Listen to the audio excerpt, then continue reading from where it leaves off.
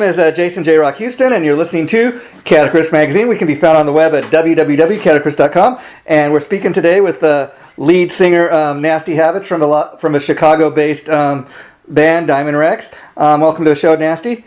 Hey, Jason, how you doing, man? Now, right off the bat, I gotta ask you a couple questions before we really get talking today. I love to ask people, because I know it's one of the most interesting things, hardest thing to do is, what's the story behind the band's name, Diamond Rexx? I mean, it sounds pretty cool, sounding kind of original. It's kind of weird, man. The name was always there, you could say. Yeah. The name was always there. Actually, years ago, I actually auditioned and replaced, I guess, a singer with this band, Diamond Rexx. Oh, wow. Shortly after that, SS came in and he replaced the guitar player. I think he had a problem. How do you say that? I think he had to go to college or something. Okay. Yeah, one of those things. The rock and roll lifestyle was college. Yeah. The rock and roll lifestyle was too much. Yeah. Yeah, and from that point, we just started rolling. That's actually how me and S first met each other. Wow. And pretty much everybody who has joined the band has had to audition. It's not something we've just kind of got a group of guys together and started this band, but. It's kind of funny. And then a short time after that, we added the second X to the Rexx. Yeah. Just to kind of show the original guys that were there before us. And I mean, we're talking years ago, man. Yeah. But, so it was, I guess the name was just kind of always there, kind of like rock and roll, Yeah, that's kind of cool, and I dig the fact that, like you said, you added the kind of the second X, almost like the two S's in Kiss. It kind of it's a way to just get people's attention, like, hey, what's that, even looking at. Well, yeah, we actually did it to make sure, like I say, the original guys didn't, say, hey, man, this is our band or nothing. So we just added an X because, that was just the thing to do at the time. So it looked cool too. So yeah, and it's very much like one of my all-time favorite singers is Alice Cooper, and Alice Cooper. Many people may be surprised to find out actually started out as the name of the band, and then kind of that band broke up, and Alice kind of morphed into a solo artist, and that's why one of my all-time favorite Alice songs, I don't know if you've ever heard it, is called "Be My Lover," and if you listen to the lyrics in that song, it's kind of almost like. The singer's name was Alice, and just it kind of tells his story. It's kind of interesting. So how long have you been with the band? Because I was reading that the band's actually been around since 1985. Yeah, right. So it's been over 30 years, and we kind of formed, when SS and I started looking for people, we found Andre right away, and we had another fella playing drums for us for a little while, and he just really wasn't cutting it. And I would say the band really came together and really got solid when we got Johnny Catonin playing drums. Everything from that point just started getting really serious with us, and it wasn't long after that we had a couple guys approach us for management, and it was like bing, bang, boom, cut a demo, went back and recorded a whole album, got signed to Island Records. It just all happened real quick. So, what time frame is this? Came aboard. What time frame is it? What year around roughly we're talking about here? Yeah, that was tail end of 85. Wow. In 86, I would say we're in the studio. I think we actually finished the Land of the Damned album 86 and probably got released 87, right around there. So how many albums have you guys put out so far? I believe it's, let's see, there was Land of the Damned, it was followed by Rated Rexx, followed by an EP, Golden Gates, and then we came back after a few years off with Resurrected, and followed that up, I think 2002 with The Evil. So I guess this would be the full sixth full-length album we've done. We did a single a couple of years ago. Yeah. I think it was 2016, we recorded Dead. This is the sixth one. I got. So I'm assuming from what you're telling me, even though you replaced the original singer, they'd actually had any recordings at that point. So as far as anybody knows, that's a fan of the band, you're the original singer, so to speak. Oh yeah. They were. These guys were knocking around. I don't even think they did many shows. It was just kind of a cover band trying to start. They were doing a lot of Judas Priest, Wow. AC/DC, Scorpions, Def Leppard type stuff. It's just a cover band knocking around the city. And were you prior to joining the band, were you aware of these guys? Like, would you go see them like play in the clubs? No, man, I never even heard of them. Yeah. I was working a job, and I was delivering stuff, and I would deliver. These two guys worked at the Chicago Tribune, as a matter of fact. Wow. And I would deliver there once a week, and I'd run into these two guys, and finally one day they says, man, we're looking for a singer for our band. And I said, well, I'll come down and audition, and I basically, probably did a little bit too much drugs and drank a little bit too much and went in there and tore up the room, and they were all like, oh, this is our guy. Wow. And then, like I say, we probably did a handful of shows, but we were strictly a cover band. Yeah, wow. Chicago got involved, and like I say, probably 6 months, a year later, after screwing around with them guys. Chicago.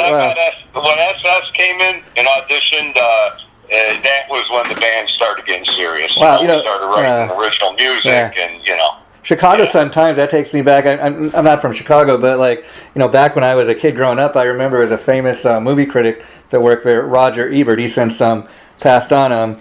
Were you aware of? Do you ever run into him when you go in there?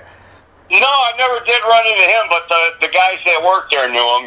Yeah. And Siskel and Ebert, right? That show on TV, right? Yeah, I mean, they were one of the first movie critics ever. I mean, when they first came out, they were the first ones ever kind of. It's like that. Oh, wow, who would have thought of that? Reviewing movies. But and Chicago, is that where you're originally from? Yes, sir. And the reason, all my life, and pretty much have lived in the same areas almost all my life. I'm probably living right now about a mile from where I grew up as a kid. Wow. So. And the reason I ask that is because many people may not realize this, but Chicago for years and years, I mean, they were known they had a major blues scene. I mean, that was where you go, where all the famous blues guys came from. And so my question is, being from Chicago, where mostly known for the blues, what's the metal scene like there these days, and what's it been like for you all these years, kind of being part of that up and coming metal scene? Yeah, well, I'll tell you what, man. Back in the day, a Motley Crue and Rat and all those other guys, we had a great metal scene over here. There was a local club. It was just out in the suburbs, just outside the city, called the Thirsty Whale, and that was the place where, man, all the memories and everybody wanted to play that place. And then we had some real nice venues, in the city too, which are still here. The Thirsty Whale's long gone, but we still got the Cabaret Metro, where we did our record release party for Land of the Damned, and you got the Riviera, and there's a couple other clubs now in the city, Reggie's, and so there's a handful of places where it's still going on. Back then it was really cool. There were a lot of places just outside the city in the suburbs, and the metal scene was booming back then. That's the thing about Chicago. It had the blues bars, and even has a few jazz clubs in the city, and a little something for everybody. Always a handful of punk bars, and the punk scene is really heavy in Chicago too. That's still kind of kicking pretty good, Yeah, and you're probably going to be asking yourself the same question I'm getting ready to ask you. I got to ask you, I was amazed to find out that the band's been around that long, and I say this because your publicist sent me a little electronic press kit. I was listening, watching the video that comes with that, and man, I got to tell you, first of all, I was just impressed with the video, the whole sound of the song and everything. I thought, and when I read that you guys been around from 1985, I mean, I got to say this. I mean, you guys are maybe Chicago's or even the metal scene's best kept secret. I'm like, where have these guys been hiding all these years? Why haven't I heard of them? Well, we've always kind of had an underground cult type of following. We were never one of these kind of pretty boy mainstream bands like Poison or something like that. We just didn't have that that poppy appeal. We were always on the dark side, and our sound was probably borderlining a little bit more on hardcore, even had a little punk flavor in it. Kind of right along the same lines as Motorhead. I was going to say, when I listened to it, I heard a huge, to my ears, a huge Motorhead influence, and like you said, almost elements of punk. Was Lemmy aware of you guys? Did you ever have any encounters with him over? I met Lemmy one time out in L.A. I think it was around 1988. Wow. They had a big convention going on called Foundations Forum. And yeah, it was right after I released Rated Rex, and the label wanted me to go out there, so I took the trip. Yeah, why not? And probably left Chicago with $20 in my pocket. Wow. And, showed up at the hotel that they had me booked in out where this convention was going on, and I was sitting in the bar, of course, because where else to go, right? Yeah. So I'm sitting in the bar, and who the hell walks in there? Lemmy. And at the time, when SS and I first started, I mean, we were probably doing about 8 different Motorhead covers. We were doing a lot. We were definitely influenced by those guys. A lot of Ozzy with the Randy Rhoads stuff and Motorhead. And we had just started, writing the originals from that, but then we turned into an all-original act and got rid of the covers. But, still, here I am. I see Lemmy in the bar, and I'm like, oh, my God, I got to say something to this guy. And, everybody's all over him, just surrounded by people. And, I think I went up to the room, and I came back a couple hours later, and I'm sitting there, and he had been in that bar for over 2-3 hours, and finally, he was just standing in the middle of the bar, basically, drinking a pitcher of beer like it was a mug. Yeah. He was about halfway into that, and he's kind of just standing in the middle of the room, and finally, nobody's around him anymore, and I thought, well, this is a good time to walk up to him, and, I went up and said hi, and, told him that we used to cover a lot of their material. I didn't talk to him for a long time. Yeah, but it was really nice to meet him. He's a good guy. Exactly how you thought, he would have been, I'll tell you a funny story about that is many people probably think, Lemmy from Motorhead, he's a huge rock star. He must be, he must be pretty rich. He must live in a nice mansion. But probably the place you're talking about is it was his hangout, the Rainbow in Hollywood. And he actually, as you know, probably, which I think you're talking about, he didn't live in a big old mansion, or anything like that. I don't know that he had all that much money. I mean, he did all right, I guess, throughout life. But he had a little tiny room right above the Rainbow that he lived in. He was kind of a simple guy, but that was his hangout. And they even at one point I think he would go in there and play pinball all the time, and that was his hangout when he was on the road. And LA became his home, I guess. And it was kind of interesting. They got a statue of him now since he's passed on. If you go to a Rainbow, there's actually a Lemmy statue. That's great. Yeah. Yeah, he definitely deserves it, man. I mean, that was, and again, that was another band that it's kind of funny because they literally, they had the metal crowd, the hardcore crowd, the punk crowd, and everybody go to a show and everybody get along and great music, man. How many albums they had? It was just great songs on there, and really. Did they ever have a radio, hit? I mean, the sad thing is when you hear Motorhead, most people think the only song that really comes to mind is like Ace of Spades. But if you get really deep into Motorhead, as I'm sure you have, they got a ton of great songs. I mean, there's more to what they did than just Ace of Spades, and that's why. Oh yeah, we used to love playing "Shoot You in the Back" and then Bomber, man. I got a real good story about Bomber. We had some shows set up at this arena, like on the south side of the city, and we went in there and we were kind of rigging our own light show and stuff. And the dude was there. We rented the PA, whatever it was. You bring your own stuff into a small club, and it was kind of like the place was an ice arena, and then the second floor was a restaurant, and then the top floor was a bar. But it was all open in the back, so you could look down at the ice arena. Well, we set everything up. Okay, man, time for a sound check. Let's play Bomber. We go in the Bomber. The owner calls me in his office right afterwards, and the guy looks really freaking scared, He's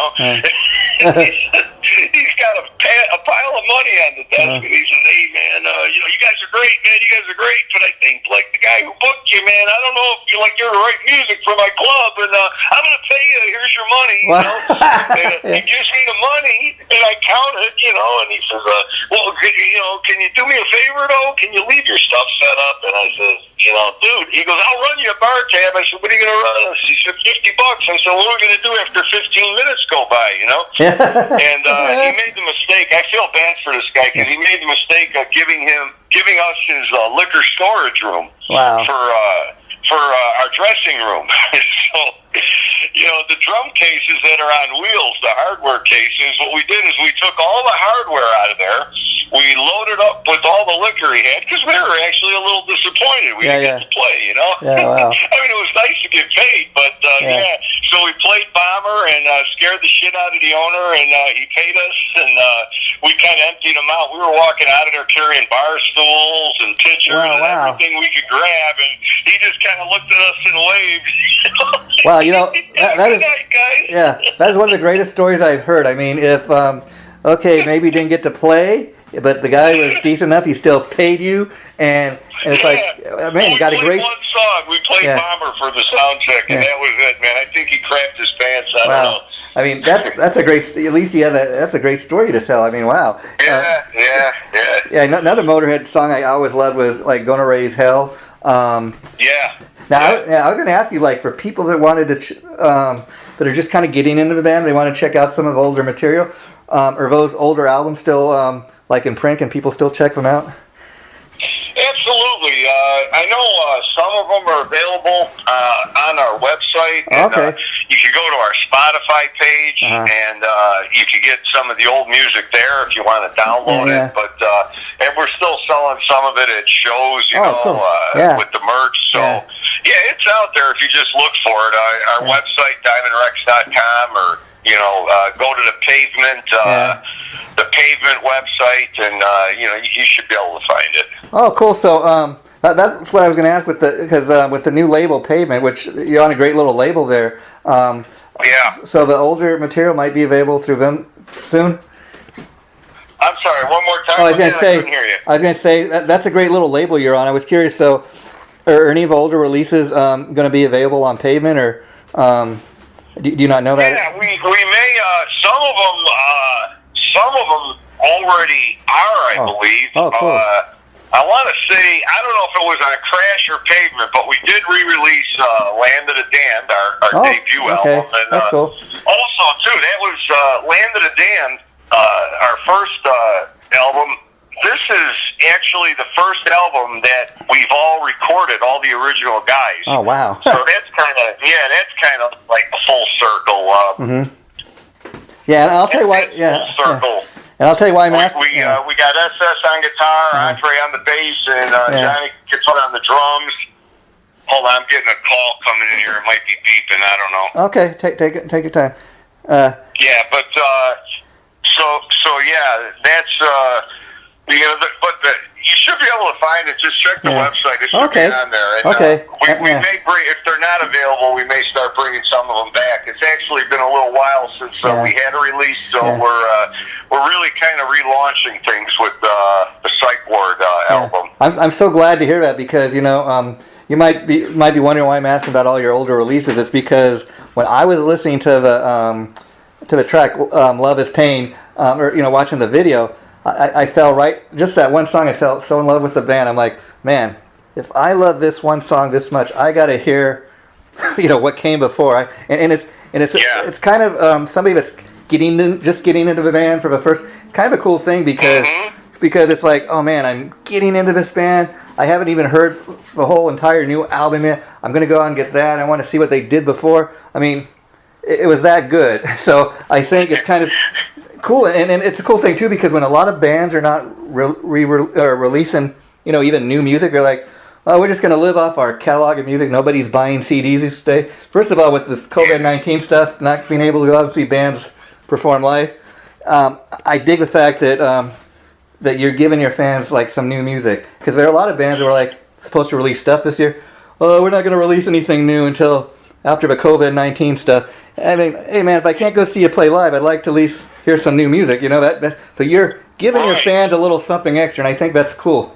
Well, in 2016, we got the original guys back together to do Dead, and that seemed to get a really nice response. And here we were, a couple of years later, and we're talking about, let's do another demo. And you know, honestly, you know, we start thinking, and man, it's been so long since we did a full-length release, and we're trying to narrow down the songs for the demo, you know, like, and we're like, how the hell are we going to break this down to 4 songs? And, you know, it really, you know, we had so many fans that have been like, you know, hey, man, when are you going to put out something new? When are you going to do a new album? And we said, man, we got to do a new album. And, you know, that's kind of why we kind of came up with Diamond Recording, and we partnered up with Pavement on this thing. And we figure let's give it a real run, man, and do it the right way. And, you know, we put a lot of work into it. We really got it right before we went into the studio, because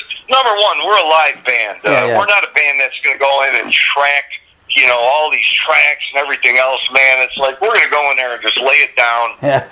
First take, that's it. This is what we do. Like, what's next, you know? And we wanted to get that feel from the CD, and I think we really accomplished that. It really has a live feel to it. I mean, it's kind of like, you know, it's been almost 20 years since Axl Rose released Chinese Democracy. Okay, Axl, when we get a new album? But I hear what you're saying. And see, I tell a lot of the bands, like when I interview them, like they might have just released like, you know, a 3 or 4 song EP. Man, I really love the EP, but the only complaint I really got about it is I wanted more than just 3 songs. You know, so that's cool. You guys are doing that. I'm an old school guy. I mean, I come from probably the same era as you. I mean, I remember what that experience used to be like, going to a record store, checking out all the new upcoming releases. A lot of kids these days, they want everything just kind of instantly. I'm not even going to buy the new album. I'll just buy whatever the latest single is. And I miss, like, you know, going to get a new release or having that anticipation. You take it home, you listen to, you know, side 1 and side 2. Everybody, and I mean, I'm talking to you from Los Angeles, and I'll tell you, I mean, I get all my music these days off of like Amazon, because even at the local Target, unless I want to get the Beach Boys' greatest hits, I mean, there's not too much available, you know. Yeah, you can pretty much find it all there. That's for sure, you know. So, and then that's what I tell people, like bands like you guys. It's also great that you can buy music through the band's website, because it's a great way to support these bands like you guys that are really working bands, and you're going out there and doing your thing, you know. And I got you know, the thing about us too is we're the type of band, and we've always been the type of band where we rehearse all the time, whether we got something going or we don't. We're constantly in there rehearsing at least once a week, you know. That's and cool. We just love to play, and SS is constantly coming in there with new ideas. So it's like, you know, and we have so much stuff that we've written that, you know, we've never released, and you know, some of that we're kind of going back and, you know, looking at some of that stuff we've done years ago and kind of updating it a little bit and just kind of revamping it. And, you know, so I know a lot of guys that, you know, if they don't have a tour, you know, or they're not really doing anything, they don't have to go in and record. They just never get together. They don't, you know, I don't know, man. It's like, we're still like, you know, the 4 punks we were when we started out, you know, just constantly going in there and just jamming. We just love to jam. So I don't know, I think that helps it all, you know, when you feel like that. I mean, I was listening one day to an interview Nikki Sixx did, and he was talking about right before Motley Crue went on their farewell tour, and he's like, you know, I've been playing with these guys last 35 years, and he's like, now we're all grown up. We hardly see each other unless we're, you know, going out on the road together. And even when we go on the road, we all got our separate, you know, buses. I mean, they were living the real dream, you know. But I mean, when you just stop to think about that, playing with the same group of guys for like 35, 40 years, and you hardly see each other. I mean, that's kind of weird, you know. And It is, but you know what? I get it, because you know, when we started, you know, we'd hang out, man. We were stomping the streets, you know. We were like always out there, and you know, doing all the shit that Crew used to do back then too. And then, you know, you kind of evolve. You kind of get your families, and you know, it's other like, responsibilities. The funny thing is we'll drive each other nuts if we're sitting around talking too long. You know, I mean, as long as we start playing, that's like, we'll argue until we go crazy, you know. But if we just pick up our instruments and play, that's all we need to do. Yeah. Don't let any argument we have, man. You know. So. And you guys seem like you have a real kind of, correct me if I'm wrong, almost like I mean, the image is big a part of a band as the sound of the music. I mean, let's just talk about your stage name. I mean, I'm talking on the phone. I see your real name here. We're not going to get into that, but I love the fact that you like have a cool stage name like Nasty Habits, and I guess each guy in the band kind of has a different sound, kind of like what they did with Marilyn Manson, you know, Zigzag and all these different guys. Well, you know, and that all came from the beginning. I mean, we when we first started, before we got signed to Island, we wanted to do something, and we wanted to be number one noticed, and number two, you know, put in effort into what we were doing. So you know, the image, the look, all of that stuff became important, and then it evolved into trying to do some things on stage and having our show have you know, a few things happening on the theatrical end, you know, and you know, it's not like going to see Alice Cooper. I mean, don't confuse it. But I'll tell you what, we like to have some stuff happening on stage. Every now and then we'll have some nasty nurses up there. We may lock a woman in a cage, you know, got the cage girl. We, you know, got the rock gun. You know, we're shooting the crowd with, you know. I mean, they just whatever, man. Little things happening, you know, and we had a screaming nun, you know. I used to like choke out a screaming nun at the beginning of the show, and you know, stuff like that kind of gets people like, what the hell are they doing up there? You guys start paying attention, you know. Yeah, so. I can kind of just, you know, envision that, and it's kind of it's kind of funny because like I mean, on one hand, I'd much rather, I think, see a band do like what you're describing, as opposed to, you know, a band that maybe the songs and the music is great, but they're just up there in their jeans and t-shirts. I mean, you know, they're playing it note for note the way it is on the record. If I want that, I can just kind of sit home and listen to my record, you know. I want to be entertained. That's the thing, man. We try to put on a show, man. We want to make it, you know, we want to make it worth your money. We want you to come to a show. We want you to come to a show, and we want you to lose yourself, man. We want you to feel like you're a part of the show, you know, like you're a part of all this craziness that's going on. And you know, geez, man, for like that 1 hour or whatever it is that you're watching us, if you could just kind of all of a sudden magically forget about all the BS that's going through your mind and all the bills you got to pay and everything else that's going on, you know. Yeah, in fact, then we're doing our job, you know. That's the way we look at it. In fact, I was checking out your Facebook page today. I forget what the exact quote was, but there was a quote on there basically saying some of the effect, which is what you just said. Which you know, we're here to entertain you, and if we've helped you forget about some of your problems, then we've done our job. And that's, you know, I dig that. That's a great attitude to have, you know, because right, that's, you probably caught that off of something. That's probably the last line of our bio, I think. Yeah, I think that's probably where I got exactly that. What I said, right? Yeah, but you know, that's a very cool thing, because I mean, even if you go back to like you know, 1973, one of my favorite bands of all time, Kiss. Back in the day when they were trying to get signed, you hear the guys over years talk about. Everybody was telling us, you know, you guys, you got a great sound, the songs are good and everything. You really need that makeup. You know, okay, if you just not wear the makeup, you know, I think you have a better thing going.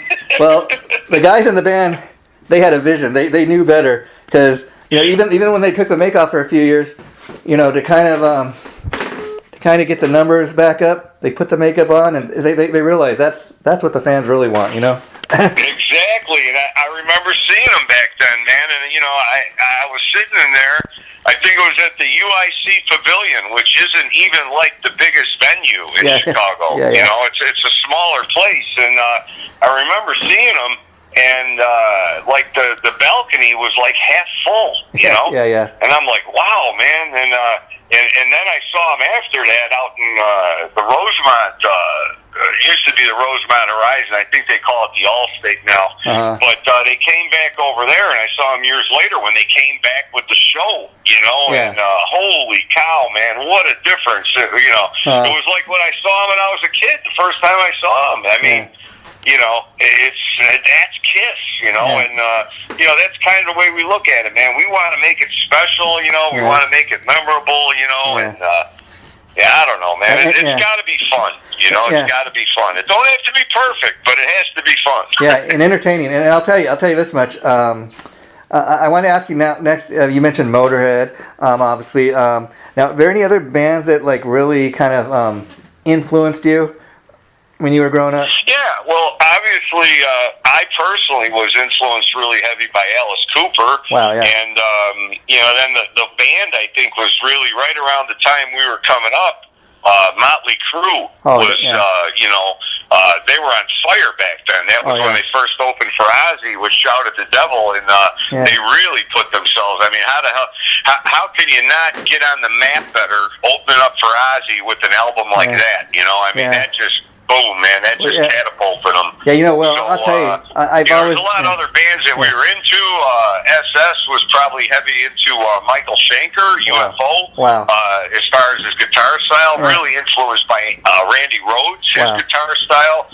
And just some of the good old heavy rock bands, Black Sabbath, Deep Purple, the guys that were metal before we called it metal, Yeah. Well, I tell you, Motley has been one of my all-time favorite bands, and it's kind of interesting because if you look at over the course of their history, every time they released an album, it was so drastically different than the one that came before. For example, if you go back and you listen to Too Fast for Love, I mean, that's a kind of a combination of glam with quite a bit of a punk element to it, and then a lot of people liked that. It kind of had a street element to what they did. And then I was reading. I've heard Nikki Sixx talk over the years. Okay, we put that out. That's kind of the first taste of Motley Crue. That's what people think we're all about. And then we go dark. And he's like, all the photos we started taking were in red, and there was blood, and it looked dark. Right. Shout at the Devil, and people thought we were all dark and devil worshippers. And then on Theater of Pain, we go totally glam. Just think when you thought we were like a metal band. Wow, we're going to throw this in your face. And he was so intelligent. He was he's really the responsible one for the success of the band because he wrote all the lyrics, him and Mick. He everything, down to the photographs, he envisioned it, Well, and I believe that's the trick, just like what you're talking about. Yeah. And the trick is, number one, you got to keep changing, but you also, at the same time, you got to stay true to your roots and who you are. Yeah, because I think if you could do that, you're just going to keep. It's like you're fresh every time, and it makes people want. Well, what's next? What's next? Yeah. And, he was smart. And we try to do the same thing. Look, I was getting schooled on that. I mean, it ain't only rock and roll. I mean. You look at artists like Madonna, completely, different style of music. But I mean, the thing about her is she just kept reinventing herself and her look and everything else, the music it follows. Rolling Stones, they were another one, man. I mean, whatever was going on, man, that's what they were playing, but it was still Rolling Stones. You can hear it in their music. And the Stones, they crack me up because I think the youngest guy in the band is like 75 or 80 years old, and they're going to really literally die on stage, or in their wheelchairs. I believe that. Man, I'll tell you what, I saw those guys out at Soldiers Field. It was an outdoor concert a few years back, and it was cold. I mean, it was cold that day, and these guys came out there and delivered. I couldn't believe it. I could not believe it. Yeah. Wow, and I got to ask you too. Getting about Motley Crue, like you said, he was very smart. They're constantly evolving, but never really took it too far. I mean, could you imagine Motley Crue puts out a dance album or goes disco or something like that? That would have been taking it too far, Well, and that's where you're getting away from who you are. I mean, that ain't them. That ain't them. So I mean, even Motley, you would have thought eventually they would have gone on the bandwagon and they would have done like an unplugged album. But see, even that I think would have been taking it too far. No, they did what pretty much most of the metal bands did when the grunge came around. We all kind of just backed off a little bit and let the next course of music take its course. I mean, and talk a little more about Diamond Rexx. I'll tell you. Another Motley connection I think you kind of have with the band, but I'll say this, Nasty. I think you're the original Nasty Habit because I don't know if you realize that when they put out Girls, if you remember, they took those two backup singers. They called them the Nasty Habits. Yes, they did. I noticed that. Yeah. but like I said, maybe they got it from you because you're the original. Because I don't know if they did. It's a hell of a compliment, you know. Yeah. You know, so I returned the favor by doing the cliche of our nasty nurses, you know. So you know, they had their nasty habits, so we got our nasty nurses now, you know. So whatever.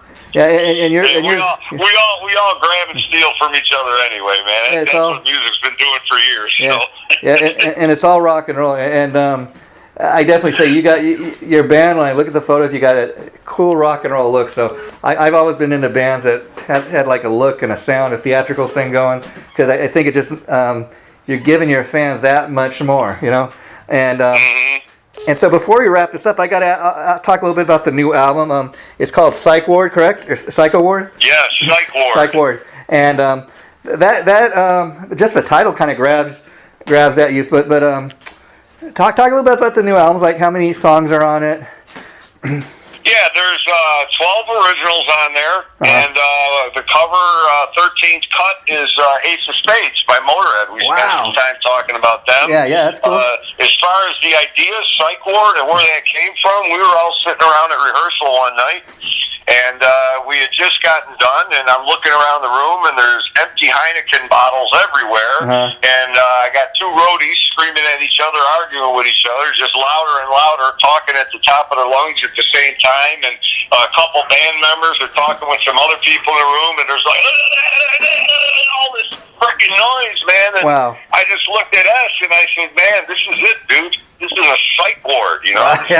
This is us. We live in a PSYCHE WARD, and you know, and then we pretty much wrote that song after that. There you go. Now we got an album. And let me ask you, because you said it's been a number of years between, since the last full-length release, and I was curious. So, were all the new songs on there, obviously, except for the Motorhead cover, were they all written specifically for this new album, or did you have any older material? No, a lot of the songs were already written. There's stuff that SS and I have been doing for years. Wow, that's cool. Yeah, and a lot of it, a couple of them were literally like written on the spot. Like the song "Ride."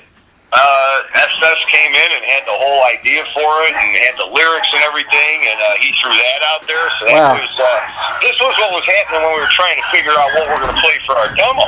I mean, this guy's coming in with a new song every rehearsal, and I'm like, what the hell are we doing? We got to do a full-length thing. And he also wanted all. There was another one he came in, and he had the vocal melodies kind of laid out for that one. And then there was the ballad was kind of just written right there on the spot in rehearsal. Like we just kind of came up with that right off the cuff one night, you know. I dig stuff like that. Easy because, pardon me? I said I dig stuff like that. You know, maybe you had a song laying around for even 5, 6 years. Yeah, and you go back to it, and it's like again, the ballad, the lyrics just flowed right off the top of my head. All I had to do was think of my lady, think of my woman, and boom, I had the lyrics for that one right there. And then the opening cut, The Answer, that's the song that Andre, our bass player, had written years ago. Wow. And one night at rehearsal, I just said, hey, man, let's play that punk song, because I knew the groove of the song. I didn't know the lyrics. And then I had him, email me the lyrics, so I got all that. And it was a different approach. I basically, up to this point, was writing all my own vocal melodies and all the lyrics for the band, and I kind of dropped back a little, and I used the input of the guys, and it worked really well. They helped out with some of the lyrics, and that's cool. helped out with some of the vocal melodies. So I would say about half of it was pretty much new stuff, The rest of it is stuff we've been playing for a little while now. We just hadn't had a chance to, throw it down on, recording, record it. Wow, that's cool. And so, I dig stuff like that because to me, even if a song was written 6 years ago, if it's a good song, it's a good song. And how hard was that for you to kind of, to open up and be willing to kind of collaborate with other guys in the band? Was that something that was kind of difficult to do at first? It was, on some of the songs, it was, like Ride was, it was hard for me to catch the groove and really get the groove of what he was doing. And I just, and what it was is I had to own it. I had to take what his vision. I had to take his vision and I had to own it. It's the same thing with the answer. I had to take Dave's vision and then I had to own that. And it's just a little bit of adjustment. We're all collaborating together. I mean, even as far as like solos and drum beats, different guys, saying, the guitar player telling the drummer to do this, or me telling the guitar player, hey man, try this on your solo, so we're all really open-minded, and nobody's there to try to impress anybody. We're just a straight out rock band, man. Let's do it. Let's make it sound good, let's have fun doing it, Yeah, because I think it has to be what's best for the song or best for the music, because there are oftentimes, as talented of a songwriter as one guy may be, oftentimes when a band will kind of get to that point where, because one guy is writing everything, or it's one guy's vision, everything ends up kind of sounding the same. And I do think it's great for bands to kind of get into that collaborative mode and have every guy kind of contribute, or at least attempt to, because then that's when every member of a band is really kind of bringing something to the picture, as opposed to being one guy's vision. Yeah. And so and that's the thing. Every guy here is just as important as everybody else. I realize this. We had gone through a lot of different lineup changes. There was a point where I remember we got together and jammed, and Johnny Catone, the drummer, looked at all of us and he says, "Do you guys realize that the four of us have not stood in a room together in 10 years?" Wow. And it felt like we just rehearsed last week. You know what I mean? Yeah. It was just the magic was there. Wow. And at that point, I really realized it, man. Like, we got to keep it together. This is it. This is the lineup. Everybody involved in this plays a very important role in it. Without one guy, it's just not the same. Yeah. I think that's true. And I was curious. I'd like to ask everybody too. Is there one album or an album that you particularly, or really enjoy, or you could say that's the album that really, or that's the band that really had a lot to do with what I'm doing these days? I was asked that same thing, a couple days ago in an interview, and honestly, I can't say one album. There's just so many of them that just really kind of left the mark on you, so to say. Okay. And, that's cool. All of us kind of have our own groove, our own style. Yeah. But, it's just, it's all the old school rock, it was all that old school rock. Yeah, that's Shout at the Devil, Blizzard of Oz, wow. Deep Purple, Burn, Deep Purple, the live album, Made in Japan, Judas Priest, Unleashed in the East, the live album, Alice Cooper, the Alice Cooper Show. Wow. The list goes on and on. Then you can get to some of the old... those are all great albums. The old UFO, the Lights Out, the one with Lights Out. There's just so much stuff that I think really, influenced all of us.